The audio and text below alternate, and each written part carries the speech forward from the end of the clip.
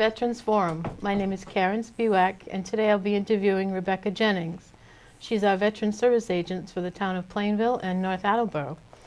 Welcome, Rebecca. Hi. So it's kind of weird to be able to be on the other side of the coin. I'm sure, yes, it is. But we have some great information that we wanted to put out to our veterans and their family members today. And so you're going to be asking me a series of questions about some services and benefits. Okay. So I think I'm ready. I have my notes. I'm ready to go. We're ready to go. First thing is the Chapter 115 benefits. It's a program the state of Massachusetts has. What the eligibility requirements? What exactly does the veteran have to do to qualify for this particular program? Sure. So Massachusetts is very unique. There is no other state throughout United States that is like Massachusetts.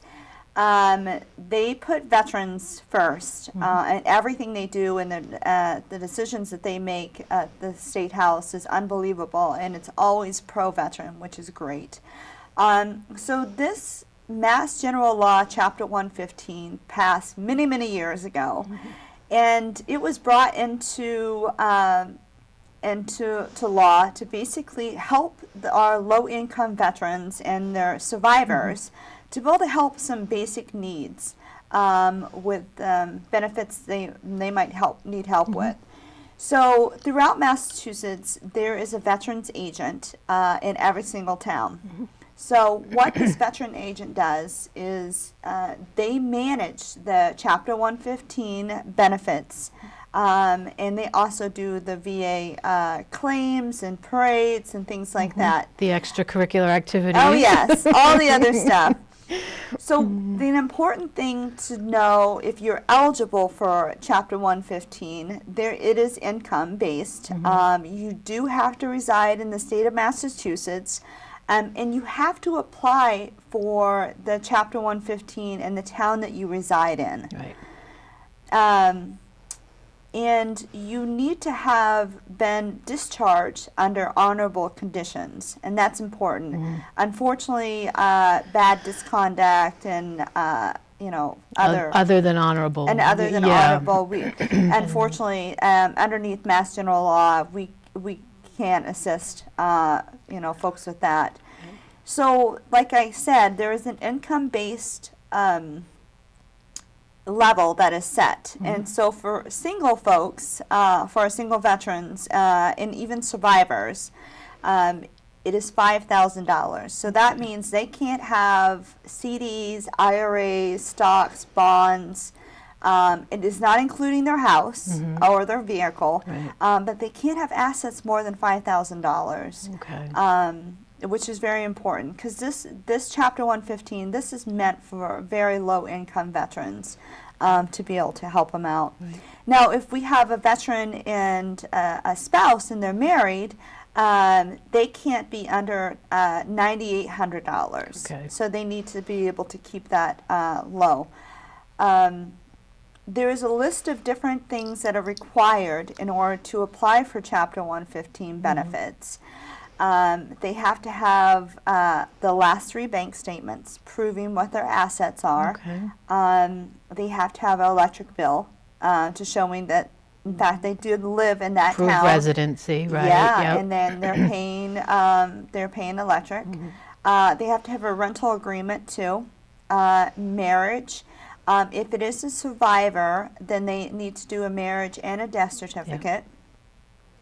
And if they have children under 18, they need to provide their Social Security numbers and their birth certificates.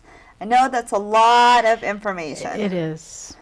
And then, so the whole thing is this Chapter 115 is going to provide these veterans and their family members with assistance with co-pays, prescription costs. We all know that health insurance is on the rise. Yes. So the health insurance is one of our biggest challenges for our low-income veterans, because a lot as they age, some of the things that they might have been exposed to in the military, or just age in general. It sneaks up on them. And Absolutely, and they come to every month, and they come to that medical bill and that health insurance bill, and they struggle whether they can determine whether they can pay their medical expenses or Right. pay for food. Food or their shelter or anything.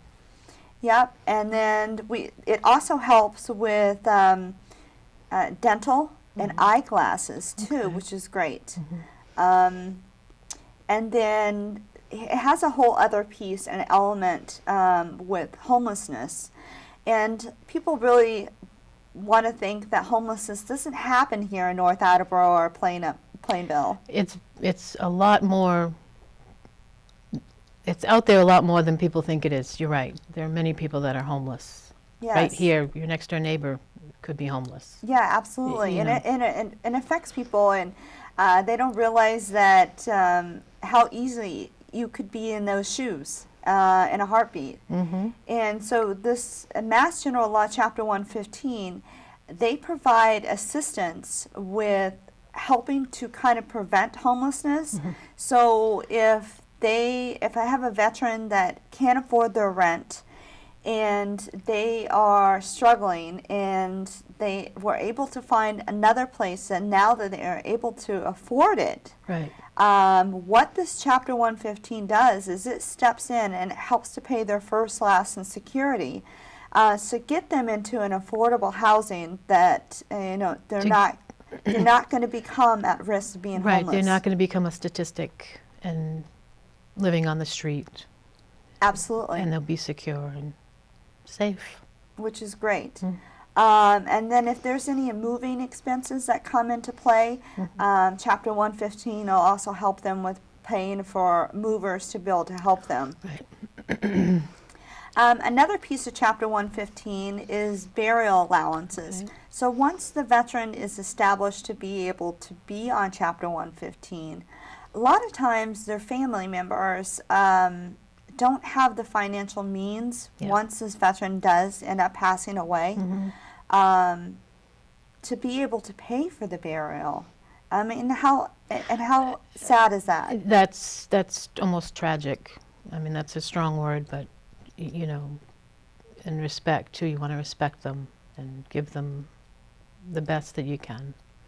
So underneath Mass General Law, Chapter 115, we can pay up to $2,000 towards burial costs to be able to help these low-income veterans and their survivors to be able to have a good funeral, for a place where they can be remembered and Peace of mind. and a peace of mind. Hmm. So this is, Chapter 115 is a great resource especially for our low-income veterans that live here in North Attleboro and Plainville. Plainville, yeah. Yep. Okay. And what else can we talk about? What's the next one? Okay. And veterans benefits. That's a very general term. Yes. What is actually available to our veterans coming Sure, home, or For veteran benefits, there is quite a bit of information out there.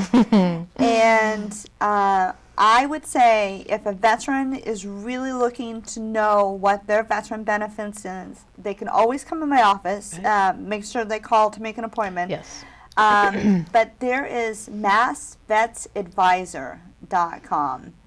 And this is a website that was set up by the state of Massachusetts, and it lists any organization Yes, it's got a lot of information on that it. you could possibly think of. Everything. Anything you wanted to know about Massachusetts veteran benefits. It's underneath mass.gov too. There's also benefits there too. But I always direct people over to Mass Vets Advisor first, because that's really a good resource. Everything from soup to nuts. Really, absolutely. So one of the veteran benefits I wanted to talk to folks about is the annuity. Okay. So the annuity is very different. It is no other state, again, the state of Massachusetts is the only one Leave it to Massachusetts. that provides these annuities for these 100% disabled veterans. This also encompasses spouses that their veteran passed away from a service-connected disability that were 100%. So if you have spouses out there that their husband was passed away from, let's say, Agent Orange, cancers, or anything like that, anything that was service-connected that was 100%, they're entitled to this annuity. And this annuity is great. So it's paid twice a year. It's paid in February and September. Okay. And it is $1,000, so it's a total of $2,000 for a year. I have folks that use this for their taxes, for their oil bills. I had a lady that had to put a ramp on her driveway because she just didn't have the accessibility and money to be able to pay for it. Yeah. And this is a way for Massachusetts to say to our local veterans, especially that are 100% service connected, you know, we are here for you. Right. We're here to support you. And thank you. And thank you. Yeah. I mean, they sacrifice a lot for us here at home. Agreed. Absolutely agreed. And then the other one is, again, Massachusetts is the only one. We have what's called welcome home bonuses. Now, these are for folks that deployed overseas, whether it was World War World War II, Korea or Vietnam, or even Iraq or Afghanistan. Right. So they range from anywhere from a $100 bonus to upwards to a $1,000 bonus. And what the criteria is, they have to enlisted in the military in the state of Massachusetts. Okay. So when they look at that DD 214 and they want this free money, because this is free money here that we're talking about, their home of record has to say Massachusetts. If it doesn't, if it says Rhode Island or Connecticut, they don't qualify for it. Yes, that's a strict rule.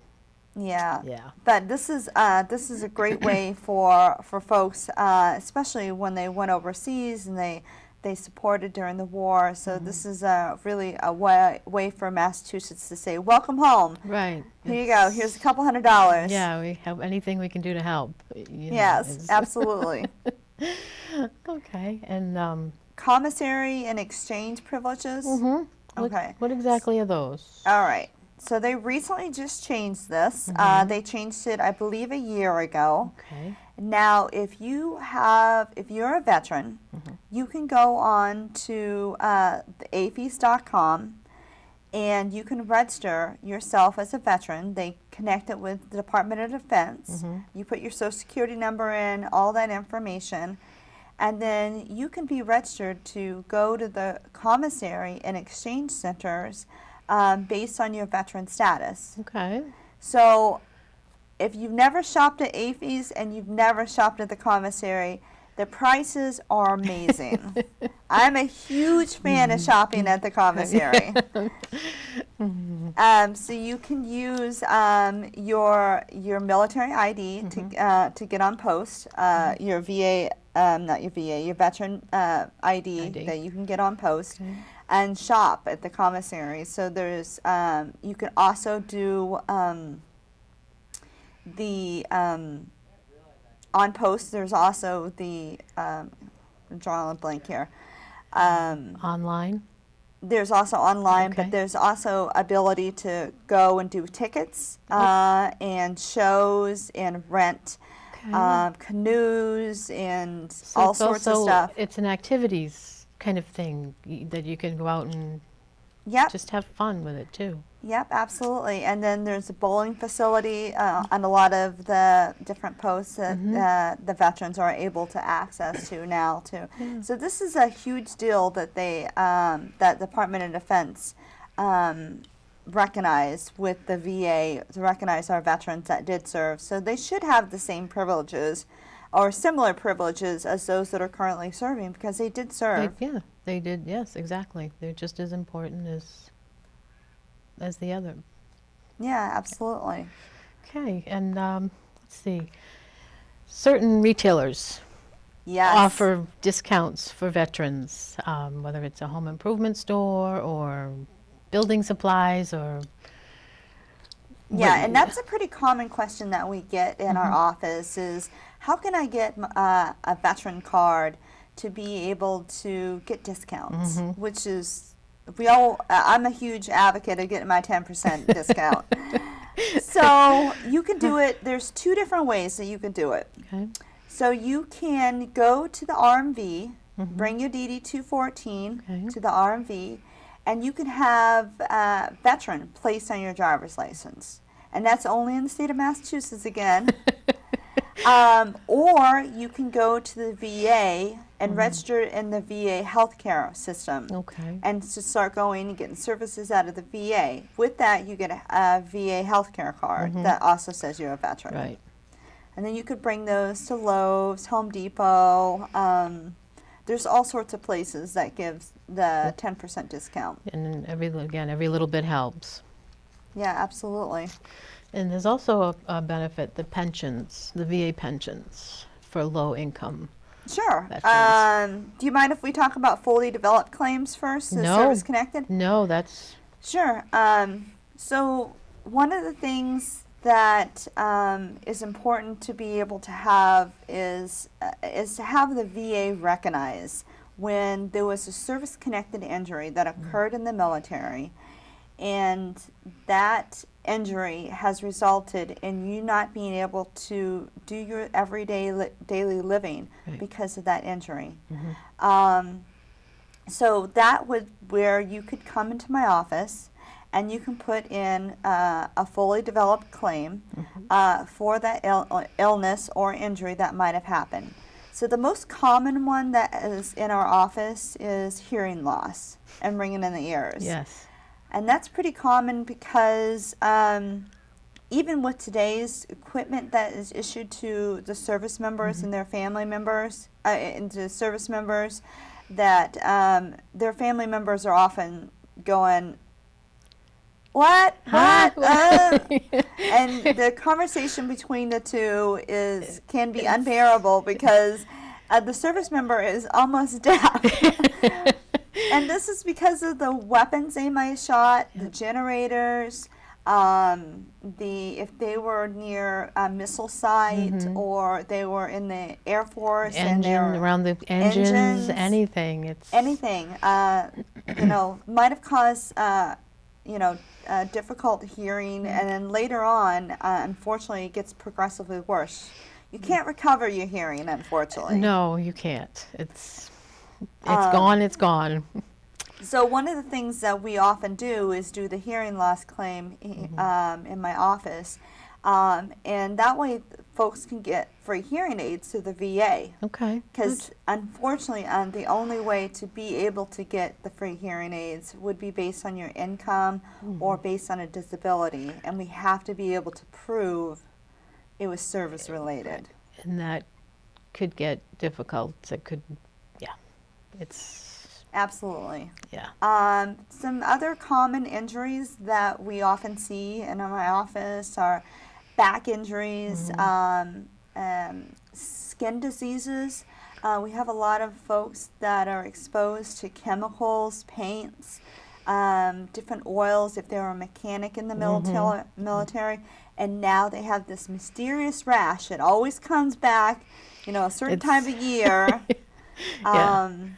Or let's say they were exposed to, we'll talk about burn pits and we'll talk about Agent Orange, Right. but those have specific illnesses and diseases that came about because of their time in service and because of the things that they were exposed to. And it results to a certain disease or illness that they may have now, Right. and that's service related, so that we can put in a claim to the VA and get them a disability. And then so that the disabilities range from 0%, which was 0 percentage for compensation, like a financial compensation, to 100% compensation, which is a little bit larger amount on the financial, and then that would be something they would get for the rest of their life on a monthly basis.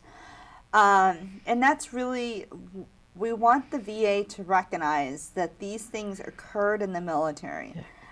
It can be a little bit challenging, especially if the service member never went on sick call. And we do have a lot of service members that don't go on sick call. I was the first one to say that. I didn't do that. Right. You kind of sucked it up and didn't do it. Yeah, muddled through. But so those are the things that I think that if people think that they had something that occurred in the military and they're suffering from it now, they really should come and give my office a call to be able to put in a service-connected disability. See what can be done. Yeah, and then back to what you were saying earlier about the pensions. So the VA also has what's called VA pensions. Okay. There's one for veterans and there's one for survivors.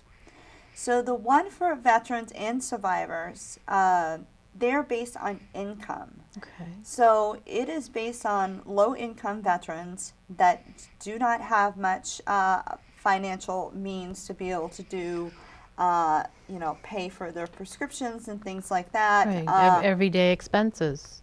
Exactly. So what we do is there's an income. They really shouldn't have more than $700 for income per month. Okay. And what we can do is we can put them in for a veteran's pension to see if the VA would approve getting a small pension through the VA to be able to help them financially every month. Survivors can put it in too if their spouse that was a veteran was a wartime veteran, and he or she didn't necessarily need to serve in war zone. They could serve during that time as long as it was served during a wartime. They need to make sure they do that. Okay. And again, it's based on their income, and then the VA calculates to be able to see how much of the pension they would receive. Okay. And that's something they would get for the rest of their life. Good. And then another benefit would be DIC, which is dependency compensation. Okay. And the DIC is meant for survivors that were 100% service connected and they died as a result of their injury or their illness. Okay. And that's a financial compensation they would get from the VA. But it has to be service connected and they have to have passed away from service connected. So oftentimes we get people that are like, well, my husband was 20% and it was for hearing loss. But you don't die from hearing loss. No, sadly, no. And there are a lot of details and a lot of details. Exactly. The other one I wanted to talk about is the real estate tax reduction. So in the state of Massachusetts, there is, if you have a disability of 10% or higher from the VA, you can get a percentage off your taxes, up to from $400 to $1,000 off your taxes. It's a good thing. And some towns actually double the amount. So if the state of Massachusetts requires you get $400 off, some towns, like the town of Plainville in North Attleboro, you get double the amount. So you get $800 off your taxes. And that's a big help. It is. Agreed. It's definitely a big piece. It is. Now, was there any other veteran benefits that you wanted me to hit on? I think that was it. Okay. Well, do you mind if we talk about burial and death benefits? No, why don't we talk about that?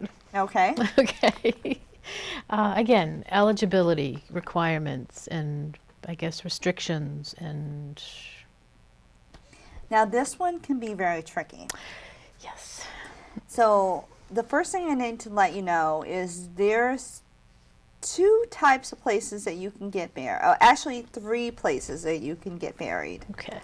So there is the federal cemetery. Okay. There's the state cemetery. And then there's a private cemetery. So all of them are all a little different. Yes. In order for you to be buried at a state or federal cemetery, you need to have been honorably discharged. Yeah. That's the key. That's the ticket. And if you were a National Guard or Reserve, so National Guard and Reserve, they need to have served 20 years. If they didn't deploy, they need to have served 20 years in the National Guard or Reserve to be eligible to be able to be buried there. At the state and federal. Yeah, Yeah. they're tough on that one. They are, and they almost have to have certain restrictions. They can't just run wide open, if you Right. will. It's also anyone that dies while serving active duty is eligible to be buried there too. Now there is no fee for the veteran to be buried there. However, the spouses or dependent, there is a small fee associated with it. Okay. So I do want folks to know that. Yeah, that they will have to pay if they want to be beside their loved ones. Yeah, it's a small fee. It's not bad. But there is, in the state of Massachusetts, so we have 3 cemeteries. So we have Massachusetts Veterans Memorial Cemetery in Agawam. Okay. And folks can be able to log on to www.mass.gov/veterans Okay. to be able to access that one. And the same one is Wichita, which is in Western Mass. Right. And then we have Bourne, which most folks end up going to Bourne Cemetery. Right. And that is cm.va.gov.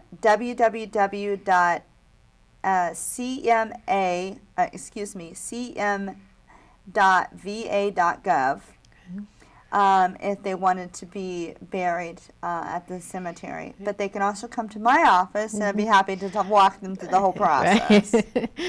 You're always there to help. Right. And if they wanted to be buried in a private cemetery, they are eligible for plaques to be able to be placed on their markers. And so they order a headstone, a marker, or a medallion to be able to go on their headstone or go at the foot of their, and they would come to me and I can order that for them, and that's at no cost. Right. There is normally a $100 installation amount to be able to install the plaque into the Right. ground at the cemetery. Okay. And as far as flags on their graves. So if they wanted to do a flag on their grave, they can have that marked. We put stickers on very small, distinct stickers on to distinguish them as veterans, so they can get a flag on their grave every year. If they don't have a sticker on their grave, they can come to me, and I'd be happy to give them one, so Okay. that make sure that we don't miss them when we're placing the flags on their graves. Right. That's great. So I think that's going to wrap up the first segment. I think we're done with that part, and we'll move on to the next session.